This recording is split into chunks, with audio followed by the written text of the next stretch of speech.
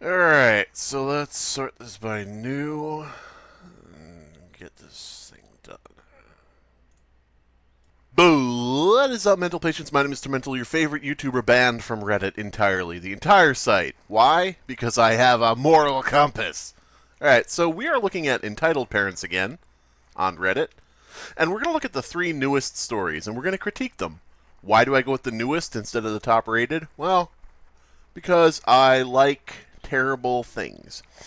Alright, so this is from Strange Child 6104. I have not read these in advance, so let's dive right into this bullshit.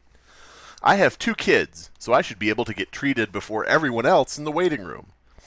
So I assume this is going to be at a hospital, perhaps? Somebody's 2 kids have jammed some marbles up their noses and want to get ahead of the gunshot victims. Is that true? ED is entitled Dad. B1 is Brat 1. B2 is Brat 2. I love this naming scheme because it's just like, it's too hard to say the dad, so we're going to say ED and just make it so everybody has to consciously swap that word out for entitled dad. Or I'm sorry, intiltalead, I believe is the word here. Intiltalead dad. Brat 1, Brat 2.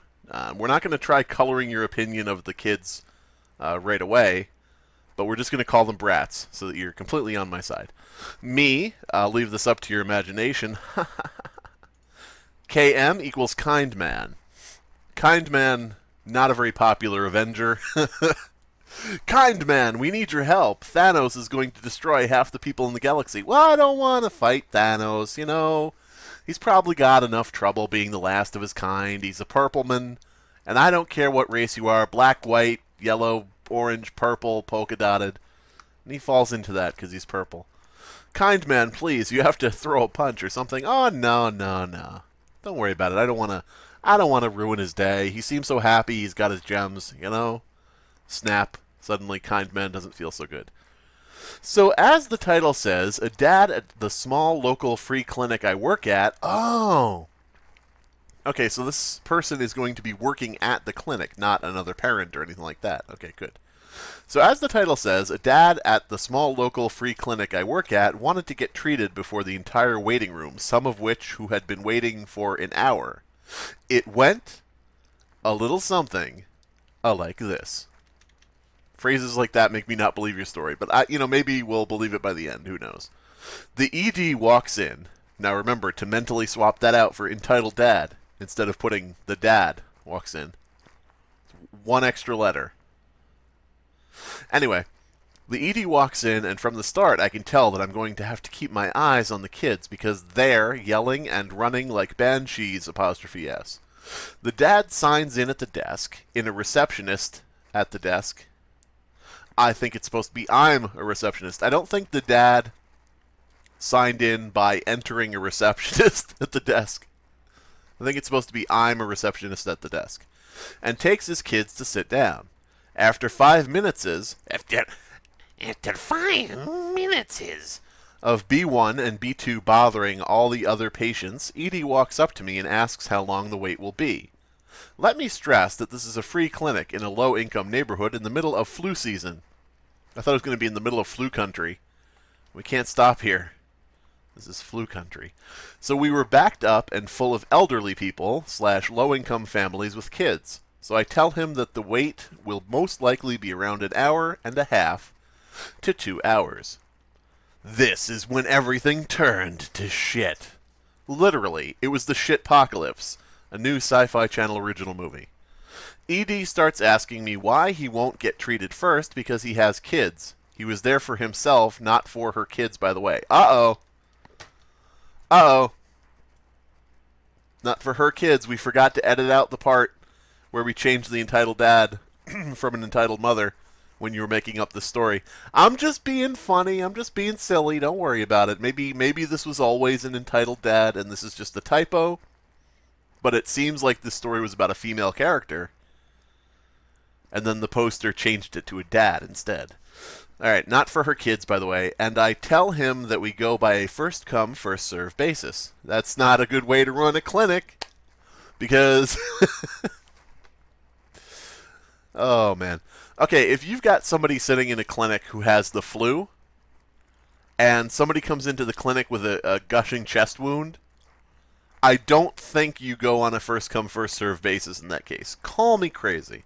I don't think that's how that works. Now, if everybody's of equal need, then of course, yeah, first come first serve basis. But I don't think it's a general rule across the board. And I'm going to touch my microphone, so you'll have to just put up with that. All right. After I say this, I knew shit was going to go down. You already said shit was getting real. He starts yelling at me and lecturing me on how difficult parenting was and how I should treat him with more respect. I'm a 17-year-old... Oh, wait. I'm a 5-foot, 17-year-old girl. She's a 17-year-old girl working as a receptionist in a clinic. That does not seem... That seems like a recipe for disaster on many levels. I'm a 5-foot, 17-year-old girl, and having him raise his voice to me was extremely intimidating, especially since he was a grown man. If you work in a clinic, you've had this happen many times before, unless you're new. By this time, B1 and B2 had already walked over to see the commotion and were just making things worse. I'm trying not to make things worse, but every time I tried to talk, he would continue going on and on about how difficult his kids were and about how he needed to be in and out quickly. I'm sure that's not the first time she's heard that. You just dirty, disgusting old man. But yeah, this story isn't that unrealistic so far. There are a couple little problems that I've picked up on, like where the entitled dad suddenly becomes a her. The fact that if you're working at a clinic as the receptionist, you're probably dealing with a lot of stressful situations. So having one guy come in and be slightly irate with you probably wouldn't shake you and bring you to the verge of tears unless it was your first day. But, you know, those are minor quibbles. Maybe this is entirely true. I don't know. Blah, blah, blah, blah, blah. Edie goes on to call me a selfish, white, rich bitch. The race factor comes in. Certain times there's like race factors to these, which is kind of odd. Now, you know, granted, in real life, you know, stuff like that is said, stuff like that happens, but just as interesting how much you see that here. Edie goes on to call me a selfish, white, rich bitch, and then continues to say how I don't care for anyone in the waiting room and says I don't have any decency. Thankfully, at this point, before anything could get worse, another man, KM... Kind man. Okay, I remember now. He's kind man. Fighter of the entitled dad. Champion of the clinic. Alright, kind man that was waiting realizes what was happening and walks over to try and help. Kind man manages to grab entitled dad's arm and escort him out. Not very kind after all. I think entitled dad let this happen because kind man was easily half a foot taller than him. Alright. When EDB1 and B2 leave, I couldn't thank KM enough for help. You see how these... Oh, these acronyms. I don't know, is that the right term, acronym, if it's just two letters standing for something? But yeah, these letter names are just silly, because it's like, when EDB1 and B2 leave, I couldn't thank KM enough for helping defuse the situation. I don't think I was ever as scared as I was when ED was yelling at me. If you are that scared when one father comes into the clinic and yells at you for not seeing him when he's sick, you are not long for a job in a clinic, because there's going to constantly be people. There's going to be somebody's going to come up and projectile vomit on you at some point. It's probably going to happen multiple times in your career at this clinic. Somebody's going to come up and say, "Why won't you let me in? I feel really sick." And you'll say, "How sick are you?" And they'll go, "Why, I'm blah," and they'll just, you know, have to barf right at that moment, and it'll get all in your face and in your mouth. I mean, you know, that's what's going to happen, because if you work at a clinic, you got to be made of tough stuff. You got to be ready for people who are going to push things too far. And, you know, maybe you could have security escort them out. Where was anybody else who works here, by the way? Nobody else at the clinic, apparently, was available to do anything about this. The clinic is in the care of a 17-year-old girl. Let's consider that. People are coming in with ailments, talking to a 17-year-old who's taking their personal information, giving them a waiting time, scheduling their appointments with doctors in the clinic.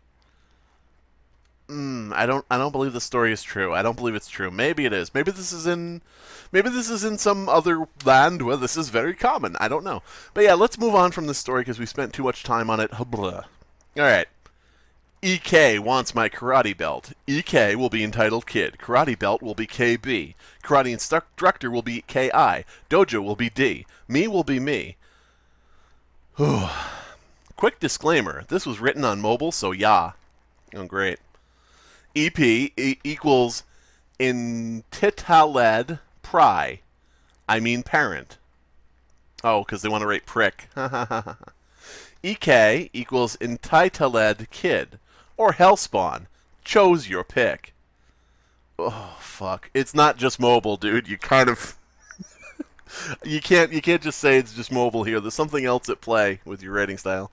Me equals I don't know something, you figure it out. You notice that's like a recurring joke now? There's no need for you to say who me is. Because me is always you. By the way, you guys can quote me on that. Me is always you. Quote 2019 Tormental. Me is always the narrator of the story, so why do people even put that? They put these like little jokes, these sarcastic quips, where they're like, why should I have to tell you who me is? Me is me, of course. And it's like, nobody asked you. Nobody told you to tell us that.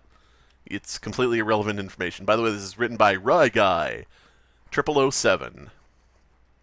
Ryan Reynolds? I don't know. Okay, so some backstory. I'm a purple belt. Is Rye Guy purple guy? Somebody call Matt Pat. I have a game theory for him. Guy is in the name. He's a purple belt. I think we're onto something here. By the way, don't call Matt Pat. The last thing I need is him back at my window playing songs on a boombox. But yeah, I'm a purple belt to the second degree. To the second degree. And I know you wondering, so here. White, red, orange, yellow, blue with white, blue, purple, degree 110, green 110, brown 110, black 110. Okay, thank you. I was really wondering. So thank you for that.